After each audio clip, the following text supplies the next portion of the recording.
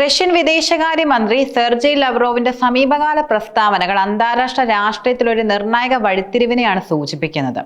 പതിറ്റാണ്ടുകളായി ലോകത്തെ നിയന്ത്രിച്ചിരുന്ന അമേരിക്കയുടെ ഏകധ്രുവ ആധിപത്യം അവസാനിക്കുകയാണെന്നും റഷ്യ, ചൈന, ഇന്ത്യ തുടങ്ങിയ ശക്തികൾക്ക് കൂടുതൽ പ്രാധാന്യം ലഭിക്കുന്ന ഒരു പുതിയ ബഹുധ്രുവ ലോകക്രമം രൂപം കൊള്ളുകയാണെന്നും അദ്ദേഹത്തിന്റെ വാക്കുകൾ വ്യക്തമാക്കുന്നു.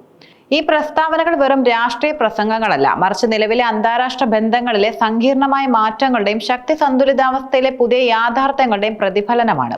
രണ്ടാം ലോക മഹായുദ്ധത്തിന് ശേഷം അമേരിക്കയും സോവിയറ്റ് യൂണിയനും തമ്മിലുള്ള ശീതയുദ്ധമാണ് ലോകത്തെ നിയന്ത്രിച്ചിരുന്നത്.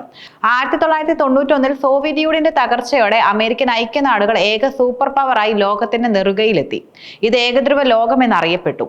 ഈ കാലഘട്ടത്തിൽ അമേരിക്ക തന്റെ സാമ്പത്തിക സൈനിക ശക്തി ഉപയോഗിച്ച് ലോകരാജ്യങ്ങളിൽ നിർണായകമായി സ്വാധീനം ചെലുത്തി. ഐക്യരാഷ്ട്രസഭ, ലോകബാങ്ക്, അന്താരാഷ്ട്ര നാണയനിധി തുടങ്ങിയ അന്താരാഷ്ട്ര സ്ഥാപനങ്ങളിലൂടെ അമേരിക്ക തന്റെ താൽപര്യങ്ങൾ സംരക്ഷിച്ചു. മറ്റ് രാജ്യങ്ങൾ അമേരിക്കൻ നയങ്ങൾക്കനുസരിച്ച് നീങ്ങാൻ നിർബന്ധിതരായി. എന്നാൽ കഴിഞ്ഞ 2 പതിറ്റാണ്ടിനിടെ ഈ സ്ഥിതിക്ക് മാറ്റം വന്നു തുടങ്ങി. ചൈനയുടെ അതിവേഗ സാമ്പത്തിക വളർച്ച, റഷ്യയുടെ സൈനിക പുനർജീവനം, ഇന്ത്യയുടെ വർദ്ധിച്ചു വരുന്ന സാമ്പത്തിക രാഷ്ട്രീയ സ്വാധീനം എന്നിവ അമേരിക്കയുടെ ആധിപത്യത്തിന് വെല്ലുവിളിയായി. അമേരിക്കൻ നയങ്ങൾ മറ്റ് രാജ്യങ്ങൾക്ക് അടിച്ചേൽപ്പിക്കാൻ കഴിയുന്ന സാഹചര്യം മാറിക്കൊണ്ടിരിക്കുന്നു.